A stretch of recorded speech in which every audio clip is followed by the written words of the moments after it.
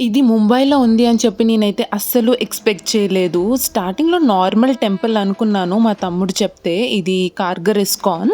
"అక్క కార్గర్ ఇస్కాన్ చాలా బావుంటది. నేనక్కడికి తీసుకొనెళ్తా" అనంటే నార్మల్ ఇస్కాన్ టెంపుల్ మన దగ్గర ఉంటుంది కదా! అలా అని అనుకున్నాను. కానీ నిజంగా అక్కడికెళ్ళి చూసిన తర్వాత అసలు నేను గూగుల్‌లో పిక్చర్స్ గూడా చూడలేదనమాట. చాలా బావుంటుందంటే సరే రియల్‌గానే చూస్తేనే ఎలా ఉంటుందో చూద్దామని అనుకున్నాను. చూడండి విజువల్స్ అసలు దూరం నుంచి చూస్తేనే ఎంత బ్యూటిఫుల్‌గా ఉందో. అన్నిటికన్నా హైలైట్ ఏంటి అనంటే ఇది second largest ISKCON in whole world. అంటే ప్రపంచం మొత్తంలోనే సెకండ్ లార్జెస్ట్ ఇస్కాన్ అంట. I'm so blessed to see this.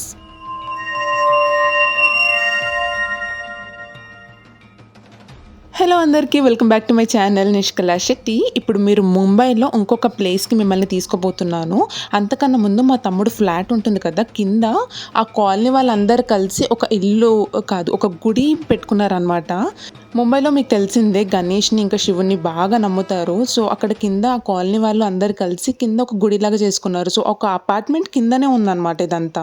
అసలు రష్ ఉండదు. ఇంకా వాడు చాలా లక్కీ అనే అనుకోవాలి. వాళ్ళ ఇల్లు కిందనే ఇక్కడ శివుడి గుడి ఉన్నందుకు. చాలా మంచిగా అనిపించింది. అందరు దత్తాత్రేయ స్వామి, హనుమాన్ ఇంకా గణేష్ కూడా ఉన్నారనమాట.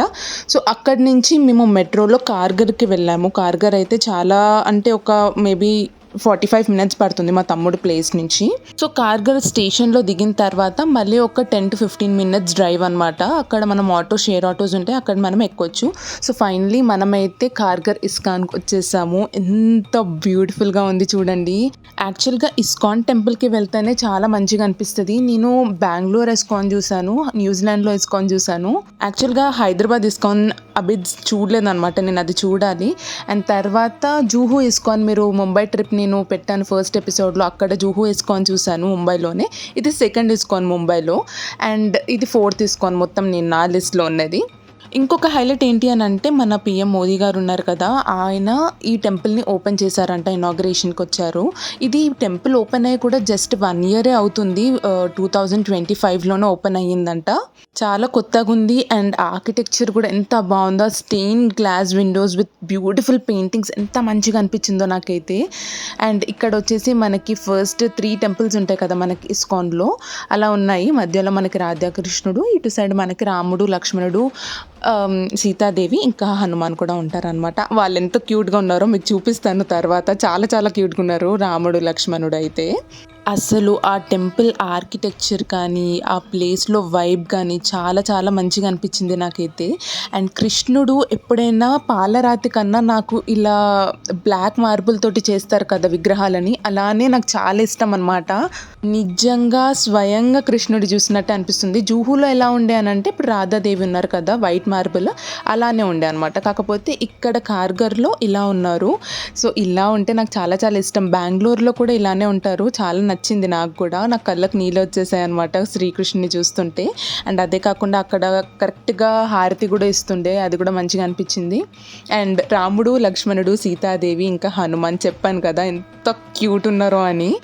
రాముడు ఇంకా లక్ష్మణుడు హెయిర్ స్టైల్ చూసారా? ఆ విగ్స్ ఎంత మంచిగా పెట్టారో. మంచిగా అనిపిస్తున్నారు క్యూట్ క్యూట్‌గా. ఏమో మరి దేవుళ్ళని చూస్తే నేను ఒక్కదాన్నే అలా ఫీల్ అవుతానో, మరి అందరూ అలా ఫీల్ అవుతారో నాకు తెలీదు.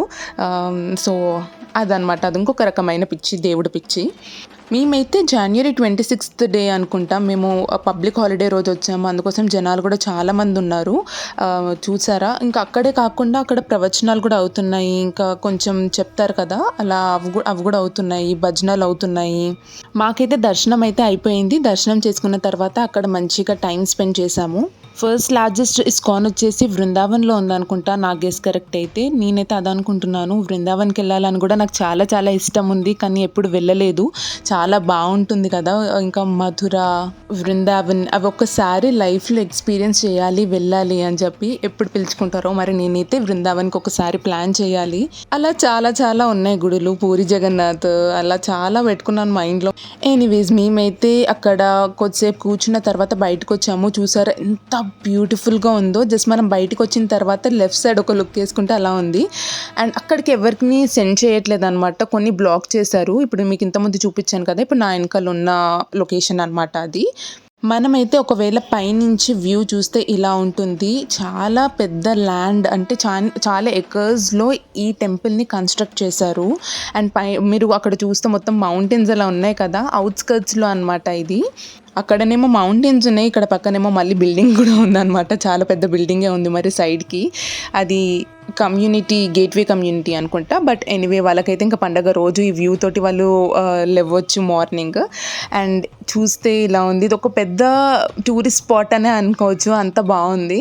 అండ్ ఇక్కడ మనకి నారాయణది విగ్రహం కూడా ఉందనమాట. చాలా మంచిగా అనిపించింది. ఎంత పీస్‌ఫుల్‌గా అనిపించిందో, అంతమంది జనాలు ఉన్నా, క్రౌడెడ్ ఉన్నా, అన్ని వాయిసెస్ ఉన్నా, మన మైండ్‌లో, మనసులో ఒక ప్రశాంతత అనేది మనకు అనిపించింది అక్కడైతే. మీకు ఆల్రెడీ ఐడియా ఉంటే ఇక్కడ నార్మల్‌గా ఏ ఇస్కాన్స్‌లో అయినా ఇలాంటి బుక్స్ అనేది సేల్ చేస్తారనమాట.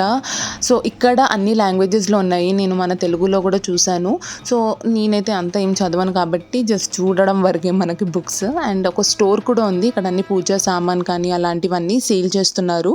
నాకు వీళ్ళ దగ్గర జపమాల బ్యాగ్స్ ఉంటాయి కదా! అవి చాలా ఇష్టం. ఇక్కడ వీళ్ళవి ఉన్నాయి కదా! జస్ట్ 350 ఏమో 250 అలా ఉన్నాయి. నేను ఇంకా ఎక్కువ ప్రైసెస్ ఎక్స్‌పెక్ట్ చేశాననమాట. బట్ ఓకే, రీజనబుల్ ప్రైసెసే ఉండే. అదే కాకుండా వీళ్ళ దగ్గర టీ షర్ట్స్ అవి కూడా ఉన్నాయి. క్లోతింగ్, యాక్సెసరీస్ అవన్నీ ఉన్నాయి పూజా సామాన్‌తో పాటు. అన్నీ ఓకే, మరీ హై కాదు, మరీ తక్కువ కాదు. మిడ్ రేంజ్‌లో ఉన్నట్టు అనిపించింది. నేను చెప్పాను కదా! మేము January 26th రోజు వెళ్ళాము రిపబ్లిక్ డే అని చెప్పి. సో, కొన్ని ఫ్లాగ్స్ కానీ అవి కూడా పెట్టారు.